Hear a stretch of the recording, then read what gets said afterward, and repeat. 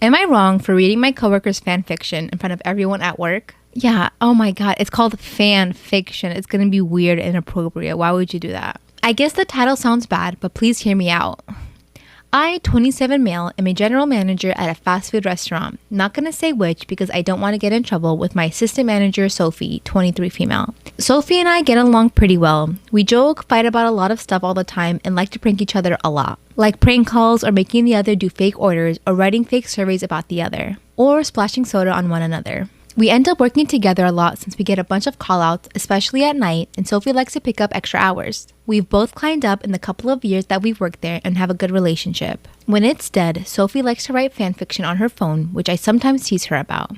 A while back, I made Sophie read me a line that she was writing and we were making jokes about it. Last week, I suddenly remembered the fanfiction again and decided to try and find it. I remembered a line that she had read to me and was able to search for it online using quotation marks. I'm not going to say which show it's from because I don't want anyone to find out, but it was shocking to read. Pretty much the two characters in it worked at a fast food chain and ended up falling in love. It was about you too! It got pretty graphic at some parts too. The main character was essentially a representation of Sophie, and the love interest was basically me. I mean, right now to copying conversations that we've had at work. He even had a wife he was cheating on with to be with her. I'm married, but I would never do such a thing. Anyway, a few nights ago, Sophie and the rest of the team threw a party to celebrate a couple of wins, and of course, Sophie pranked me by shoving a cupcake in my face. So I remembered what I read, and I thought it would be a good prank, so I pulled up the fanfiction on my phone and started to read it. Oh my god, this is really bad. When she realized what I was reading, Sophie's eyes started to tear up, which I was not expecting. The rest of the team was joking around with her, but she ran out of the party. Now she's not showing up to her shifts or answering my calls or texts. It's weird that Sophie's acting like this since she usually loves pranks and stuff, so now I'm wondering if I took it too far. But I also feel like she shouldn't be writing those things about me and her too. Oh my god, you moron. Oh my god. She has a crush on you, you idiot. Obviously. Oh, and the thing is you read it first and then you still thought it would be a good idea to read it out loud to people. Once you realize that it's about you, she's crushing on you. It's called fan fiction. It's called fiction because she knows it's never going to happen. Oh my god. Today I messed up by asking my fiance to share a secret. Last night, I, 30 male, suggested that my fiance, 28, and I tell each other whatever secret we might still have in order to purge ourselves before our wedding coming up. We were both in bed, almost asleep, so I didn't really expect an answer from my fiance at that time of the night, let alone a serious one, until she decided to tell me that she used to be a bully in high school. I laughed when I heard the word bully because I struggled to imagine my fiance being mean to others, even as a teenager, but the more information she provided, the quicker I shut up. At first, most of the details she described were messed up but forgivable in my opinion, like tormenting girls who couldn't stand up for themselves, hooking up with boys who were in relationships, spreading lies about others, etc. However, my fiance mentioned something that she did back in those days that made me instantly regret initiating this topic. She said that she SA'd multiple boys in high school. One of those poor boys she practically forced into it against his will. According to her, the boys were all younger and more vulnerable, which was part of the appeal, as she put it. She made it clear to me that none of it was consensual. My fiance began crying and asked me to say something. Not gonna lie, I struggled to speak, but once I was able to open my mouth, I asked if she made any attempts since high school to find the boys, who are obviously adults now and at the very least apologized to them. My fiance said no and got even more emotional. I suggested that we do what we can to locate each of the men that she's victimized and arrange to meet them if they allow us. I made my fiance understand that I respect her courage and honesty, but I'm gonna need time to process what this means for our relationship going forward. She asked if I'm still gonna marry her, and I said I honestly don't know, which made her promise to go above and beyond to reach out to the victims and reconcile as soon as possible. I promised to be there every step of the way as long as she's not doing it to save our relationship. This morning, my fiance gave me the name of one of the boys that she SA'd. She asked me to give her some time to work up the courage to contact him. On one hand, I'm sympathetic towards my fiance, but on the other hand, I'm unable to see the monster that she had inside of her this whole time. I have no idea where we go from here. I, 36 female, have a daughter, Sadie, 12, with my ex-husband, John, 39. We got divorced 5 years ago and I have primary custody while he sees her 2 weekends a month. Last year, he got married to Amanda, who has sole custody of her kids, 10 and 8 female, from a previous marriage. Amanda is a stay-at-home mom, not for any health reasons or so on, she just doesn't want to work, while John works 9 to 5. He makes good money to support them, but not enough to live in luxury. I have a much higher paying job. Since it's just me and Sadie, I make sure that she has the best possible life. She goes to a private school, set up her college fund, and she has much better things than most kids, phones, clothes, etc.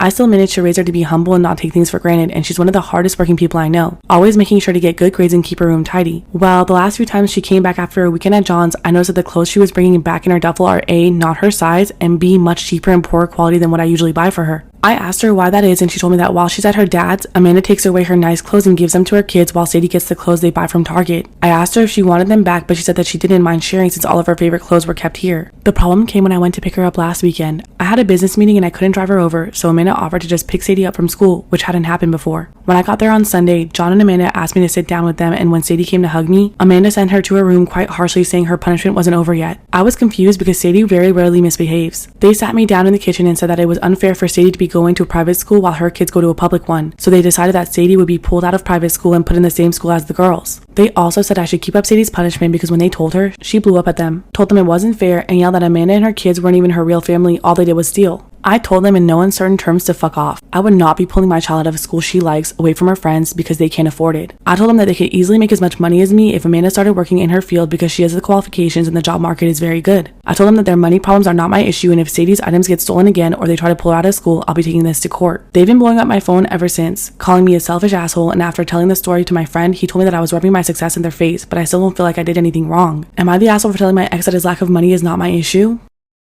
I used to work at McDonald's as a teenager, and we hired on this new guy called Creepy Kyle. Well, I called him Creepy Kyle.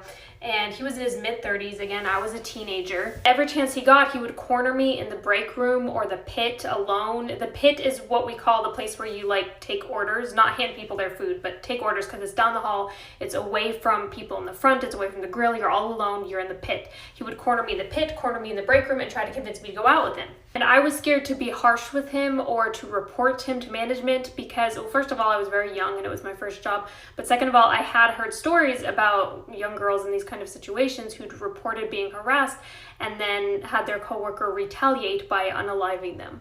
So work was very stressful for me, more stressful than normal, and one day Creepy Kyle showed up, and you want to know what I was wearing? Let's play the What Was She Wearing game. I was wearing a McDonald's polo, black slacks, those hideous black chunky like non-slip sneakers, and a baseball cap with the golden arches on it. So I was wearing this outfit, working the drive-through window, leaning over to hand people their food, and when I bent out of the window to hand people their food, Creepy Kyle turned towards one of my male coworkers and he was like, "Man, when she bends over like that, don't you just wanna..." And then he explained in explicit detail to this other male coworker what all he wanted to do to me. And my male coworker said, no, I do not want to do that. And Creepy Kyle was like, "Come on, man, you can't tell me you've honestly never thought about it." And my coworker said, "I can honestly tell you that I have never had those thoughts about my sister before." Creepy Kyle was like, "What? No, that's not your sister. You're joking. And my brother said, "I'm not joking. And if you'll excuse me, I need to go talk to our manager." Creepy Kyle was like, No. Please no. I was just kidding. That was like totally a joke. I was just kidding. And my brother was like, "Yeah, no." And then he reported him for harassment. Am I the asshole for leaving my partner's kids 9 and 13 unattended in a hotel pool? It's my first time traveling with my partner, 49 male, and his 2 boys. I get along great with them and they're awesome, smart, creative, and funny. They can also be jerks, but that's normal. I'm on the verge of becoming an official stepmom, which would be a great step for all of us. Lately, I've felt extra scrutiny from the 3 of them, which makes sense. Both boys have mentioned to my partner that I left them unattended in the hotel pool on this trip. I got defensive when he brought it up, but perhaps I'm the asshole. I grew up a latchkey kid in the 90s and am often surprised at the lack of independence both boys demonstrate. Am I the asshole for leaving my partner's kids 9 and 13 unattended in a hotel pool? Neither of them walk to or from school a few blocks away and they can't be left home alone for an hour to run errands or go to the corner store by themselves. It seems odd, but I accept that I may be old and wrong. So I was watching them in the hotel pool, which was a small pool, not deep, but no lifeguard. My partner said he was going upstairs to get his swimsuit and left for 40 minutes. I had to pee and said jokingly to them, "Okay dude, shallow end, no drowning." I went to the bathroom for 5 minutes, then came back to watch them. And weeks later, this has come up from both of them. Am I the asshole for getting my aunt and uncle kicked out for not letting my husband and I sleep together? I'm male 27 and married to a man and he's the love of my life. When I met him, I realized I was bi and we fell in love. We've been married for almost 4 years and now live in Vermont. My family is from a small town in Texas, a super conservative Catholic area. I was raised there, but my dad got a job in New York City when I was 15. My parents allowed our aunt and uncle, who just had their 3rd child, to move in while charging them a small rent. When I first came out as bi, my brother and dad were very supportive, but everyone else needed time. During visits, we stayed with my aunt and uncle at my old house.